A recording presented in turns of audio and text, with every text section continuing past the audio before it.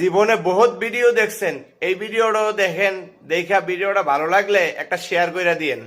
Hello hello বন্ধুগণ, একটি বিশেষ ঘোষণা এত দ্বারা সমস্ত এলাকাবাসীদের ও কন্ট্রাক্টর বন্ধুদের জানানো হচ্ছে যে আপনারা আপনাদের বাড়ি তৈরির সরঞ্জাম, চিপস, বালি, ইট কেউ রাস্তার উপরে রাখবেন না।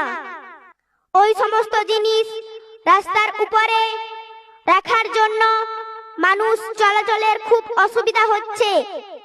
রাস্তায় যানজট বেড়েই চলেছে, যার জন্য প্রত্যেক দিন মানুষের বিভিন্ন রকম দুর্ঘটনা ঘটেই চলেছে।